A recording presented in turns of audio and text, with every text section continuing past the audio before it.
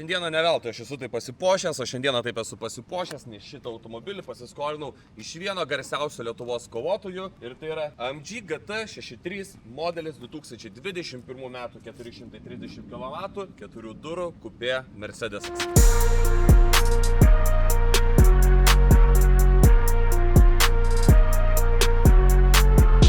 Jeigu manęs paklaustumėte, ar yra automobilis, kuris būtų ir supercar, ir šeimyninis sedanas, prašau, čia yra 3/4 sistema, reiškia 4 duris, 4 varantis ratai 4MATIC Plus, Plus reiškia šiuo atveju, kad yra drift mode, tai galima išjungti priekį, jungti galą, ir 4 litrų biturbo V8 variklis. Prašau, puikiausias sedanas jūsų šeimai. Faktas, jis nėra sedanas, pradėkime nuo to, tiesiog įvardinu kaip sedaną dėl 4 durelių, bet pažiūrėkit, čia ir turime ir dėžių, aš nepasiekiu sėdynės, tai turime tikrai erdvę, didelę bagažinę, čia matau, kad yra ir subwooferis originalus, žodžiu, tikrai erdvės puikiai, čia manau, kad be problemų ir vežimuką įsimesti, jeigu turite kūdikį. Gale automobilio yra 3 sėdimos vietos, tai yra 5 vietų sedanas, galima matyti saugos diržų, kad jie gale yra 3. Gerai, visą laiką būna problema mane rodyti per video, kaip aš gale telpu. Priekinė sėdynė yra sureguliuota pagal mane, neprakišu kojas. Neprakišu kojas. Gerai, taip, opa. O, šitie išlenkimai visai gerai gelbsti šitoje vietoje, bet aišku, mano kojas netelpa pro sėdynę, mano galva liečia viršų. Nu, gal nėra malonu sėdėti aukščiausiam žmogui, bet iš bėdos tikrai visur nuvažiuosi. Jeigu kelionė labai erzins, tai 800 Newtonų ir 430 kW tikrai kelionę gali pagreitinti. Bet, žodžiu, įvertinkim taip, kad perkat superkarą, su kurio važinėsite, vežiosit savo vaikus. To aš bandau krapštytis lauk ir kalbėti toliau. Tai reiškia, jūsų vaikai tikrai nėra tokie aukšti kaip aš ir čia puikiai įsitaisys ir vis dar galėsite džiaugtis V8 malonumais. Taip, automobilio priekis turi labai daug angų. Matosi, kad yra tokia purškiama plėvelė. Ją galima pamatyti, kad jinai yra ant ratų išpurkšta ir čia savo puikiausiai atsilupinėja, nes čia turėjo būti sidabriniai dalykėliai. Lygiai taip pat čia grotelės yra papūstos jau atsilupinėja.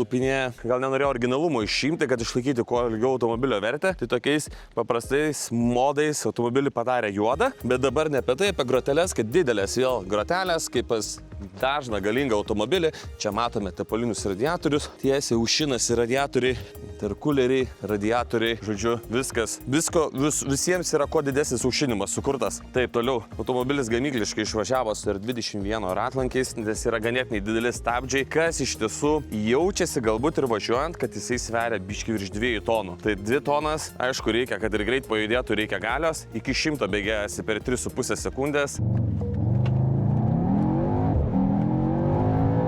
Nurodinėja ratus į tai.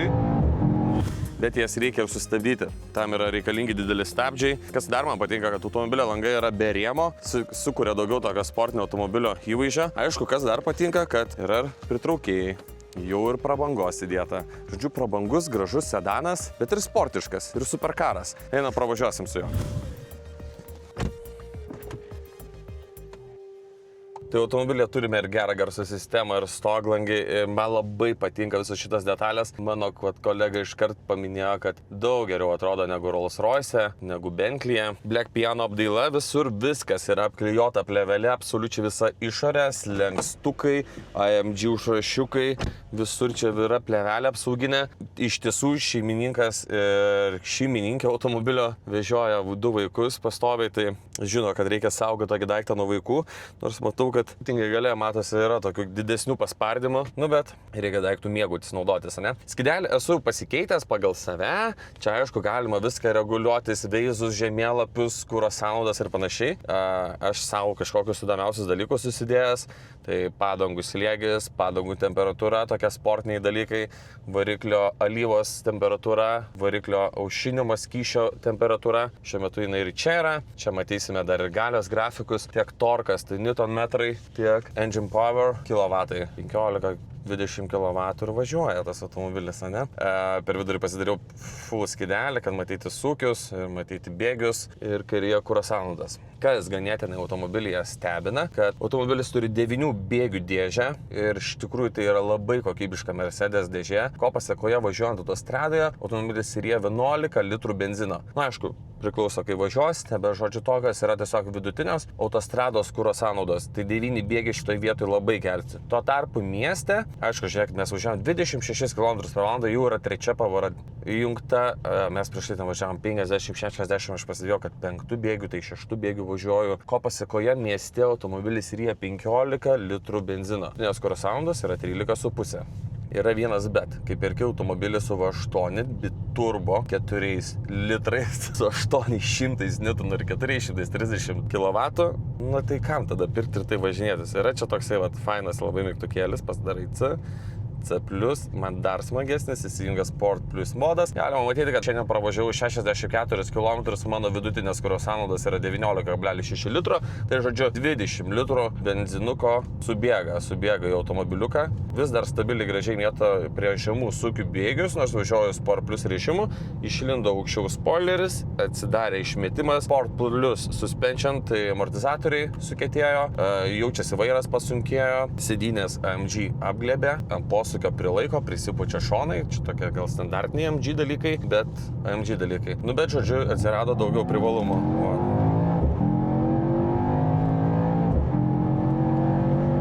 Va taip, kai važinėjai, tada jau ir 20 litrų automobilis pradeda ryti. Vienas dar pastebėjimas, prie 160 ar ten 180 ar nesvarbu kokiu greičiu važiuoja, pasakojo automobilio savininkas, kai Vokietijoje važinėdavo autobane, tai kad niekada nešvilpia vėjelio. Aš šiandieną buvau autostradai išvažiavęs Lietuvoje, važiavau 130, nėra vėjelio. Visai nesenai žiūrėjom Lamborghinio durelę švilpia. Tai čia jau turime daugiau tvarkos. V8 balsas labai gražus man yra ir tik 190 kW naudoju. Įdomu iš tikrųjų šitie tokie parodymai, kiek yra tikslus. Niekada gyvenime nesu kažko klausęs. Suprantu, kaip yra sunkiai išmatuoti tikslų galingumą automobilio ant stendo, kai ten sportinius automobilius surinkinėjau. Tai įdomu, kokiu būdu čia matuojama. Iš juostas išvažiavau ir automobilis pats per stabdžius paspaudė ir parikiavo atgal. Tai žodžiu, vis tiek tai yra Mercedesas, tai yra gera komplektacija automobilio. Visiškai visi privalumai tikrai yra automobilyje, kurie yra reikalingi. Gal tik nemačiau masažo mygtuko, bet nes klasės Mercedes esam. Kas dar mane žavi šitam automobilyje, tai 2021 metų automobilis yra, 2023 metais aš draugui tikrinau šitą automobilį, kai jis įpirko jį ir 2023 metais jisai kainavo 120 kelius tūkstančius eurų. Tenai prisidėjo, aišku, tokie parvežimai, registracija ir panašiai, bet žodžiu, 125 tūkstančių eurų, sakykime. Šiai dienai automobilis kainuoja 110 tūkstančių.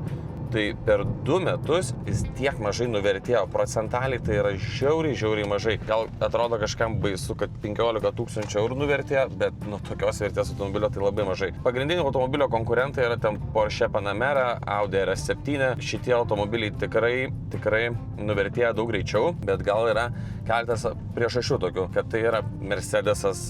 Gal nėra pagrindinė priežastis, iš tikrųjų gerai pagalvojus, bet gal viena iš priežasčių galėtų būti, kad Mercedesas šitų modelių gamino nelabai daug, būtent 4-durių 6.3 AMG Mercedesų.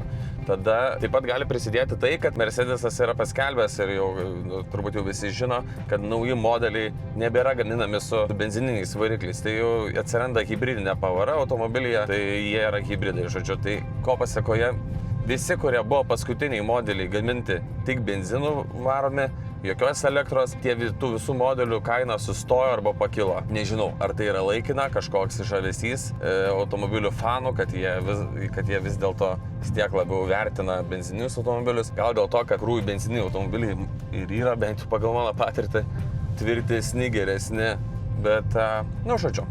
Tokia yra statistika šiuo metu. Vienas iš aspektų nurodytų internete rinkausi tiek informaciją apie šitą automobilį, kad pristatyti jį jums. Vienas iš aspektų buvo nurodyta, kad tai yra paskutinis su V8 biturbo, be jokios elektros, be jokio hibrido. Dėl to automobilis laiko labai stipriai vertę. Ir dėl to gali automobilis įgauti ir kolekcinės vertės. Bet šiuo metu, aišku, jis yra per naujas turbūt, kad jis taptų kolekciniu. Dabar važinėjame vėl paprastai. Aš grįžtu, žiūrėkit, į komforto režimą grįžau. Automobilis iškart paminkštėjo. R21 ratlankiais važiuojame. Labai puikiai ant kelio automobilis stovi, pajudinu su jum kamerą ir ten kažkas barška, bet aš čia gal primėtęs kažkokių daiktų esu. Bet žodžiu, tikrai labai maloniai. Tikrai jokių problemų automobilį eksploatuoti kiekvieną dieną. Ir eksploatuoti gali visiškai komfortiškai. Tikrai važiavom nelygiu keliu, vairas viskas puikiai stovi, automobilis puikiai toliau važiuoja. Iš tikrųjų, niekada anksčiau nesu vairavęs šito automobilio, ar net pas kažką sėdėjęs šitam automobilyje. Tai esu žiauriai nustebęs, kad jis toks komfortiškas gali būti. Kas esat mersistai pripratę, aš tik atsėdau čia, ieškau pavarų svirtis. Čia jau galima ją rasti čia.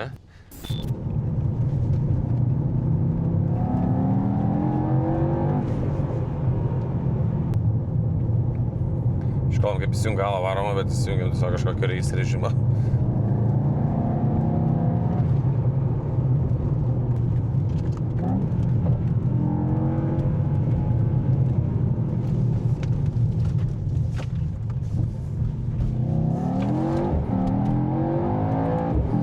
Nema gerai valina, ne?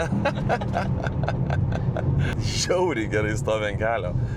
Aš net nežinau, kad turbūt geriausiai, ką aš iki šiol esu žiūrėjęs. Grįžtant prie automobilio. Biškai papramogavom, pagazavom. Jau senokai filmuos automobilyje, kuriam galėjau sakyti, kad telpu. Jau galima susireguliuoti normaliai sėdynę. Man labai patinka automobilio vairas. Jisai labai primena sportinio boliudo vairą, kad jis nėra storas. Aišku, čia gal kol nėra persiūtas. Visi, kas nekokybiškai būna persiūna vairą, tai dažniausiai vairas pastorėja iš karto. Tai dažniausiai būna dėl šildomo vairo, kad ten išsaugoti, žodžiu, tokius dalykus skaitęs. Bet, žodžiu, iš tikrųjų aš niekada gyvenime nesiūnu vairų, neleidžiu to daryti, kad nesugadintų. Didelės lapkės, kas man vėlgi patinka šitų momentų, bet gal čia aš kaip Lamborghini važiavau, kalbėjau, kad tai yra įpročio dalykas, tai kad automobilio lapkės sukasi kartu su automobilio vairu. O, kai maloniai pasukinėjau vairą ir sėdynę, taip priputinėja. Žodžiu, yra tas jausmas, kad sėdi lopšy, bet ko pasigėdau, kad diržų nepritraukia. Pavyzdžiui, tenai BMW, tenai nebūtinai M serijos, į paprastą BMW atsisėdus, diržus pritraukia, o šiuo atveju tik sėdynė putinėjasi šoniukai. Blemba, dabar įjungiau komforto režimą, taip maloniai sakau to posakį. Beprotiškai gerai, komfortiškai vairuojasi automobilį ir visi šitie dalykėliai, viskas vis tiek tokia Mercedeso žavesio turi. Bet aš turėčiau ir ką labai stipriai papizdavoti, kadangi YouTube'as galim sakyti tokį žodį. Tai kai sustosim, aš parodysiu. Dabar galiu ir sustoti ir parodyti. Čia kažkokią matau stotelę, galim išlipti gražiai prie pušyno ir papizdavoti. Šitą Mercedeso savininkas sakė, kad duodu automobilį, bet su sąlyga, kad tu man jo nepizdavosi. Dabar laikykis. Ir tai yra dėl ko dažniausiai aš apkalbu Mercedesus. Pažiūrėkit. 60 000 kilometrų rida automobilio, čia jau yra sutrinta. Net atrodo, kad čia net ne oda galvoju. Bet, sakykime, nesu tiek ekspertas, kad iš pirščiukų pajaust. Bet žodžiu, salonas jau sutrintas, čia matau iš vietos iškritę. Žodžiu, pigi plasmasė,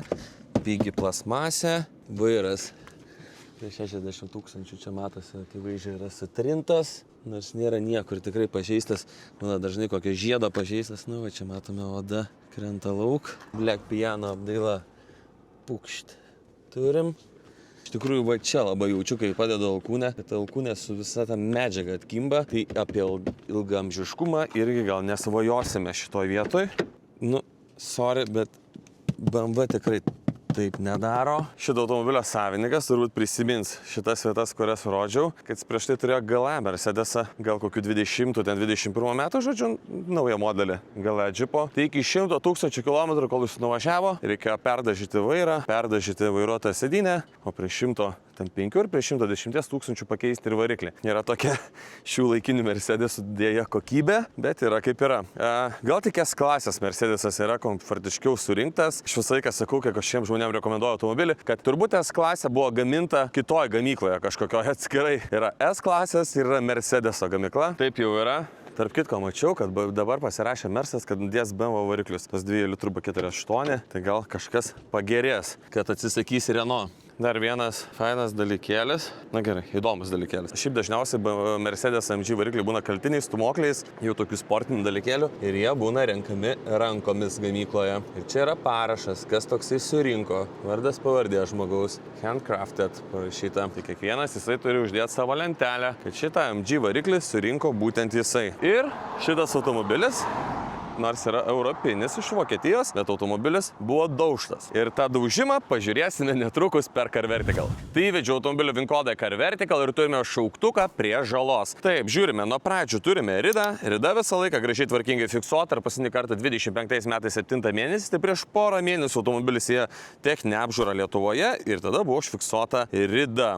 24 metais 1 mėnesį automobilis patyrė žalą nuo 5 000 iki 10 000 eurų, pažeistas automobilio buferis, žibintas, žodžiu, iš tiesų, kas supranta, kas renka tokias mašinas, tikrai patvirtins, kad iki 10 000 eurų tokiam automobiliui yra visiškai nieko, tai gali būti ir tiesiog buferio keitimas kažkoks, arba kaip šiuo atveju, va tenai žibintas gal koks įskilo ar kažkas, bet žodžiu, tai nebuvo automobilis sudaužtas, bet norėjau biškį šokiruoti ir pagazinti automobilio savininką, kai žiūrėjo šitą video. Fainai, kad galima matyti ir šito automobilio vidutinė rinkos kaina, o rinkos kaina vidutinė yra 123 000. Aš prieš tai reiškia automobilį įvertinau jį 110, o vidutinė rinkos kaina yra 123. Aš gal kaip ir kupas pažiūrėjau, žinai, norėjau kažką geresnę kainą kažkokią pasiūlyti. Jeigu automobilį parduotų 123 000, tai automobilio savininkas nieko neprarado, pasivažinėjo porą metų, pasidžiaugė automobiliu, šeima visa ir galėtų parduoti už savus.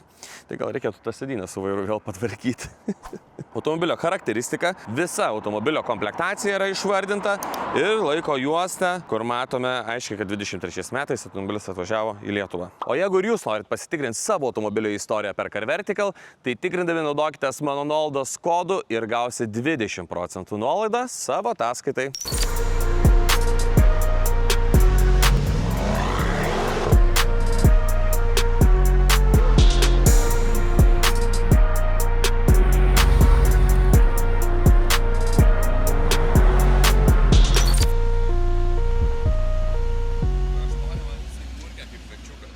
Kačiukas? Jo, toks žinai, kaip katinas murkia, kai kasai.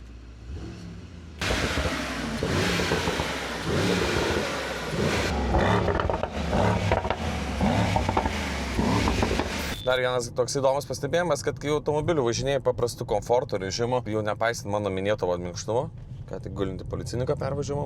Kaip iš tikrųjų vadinas gulintis policininkas, nes man atrodo toks biškai neestetiška vadinti, kad per kažkokį žmogų važiuoja. Bet žodžiu, gal ką žinot, galit pakomentuoti.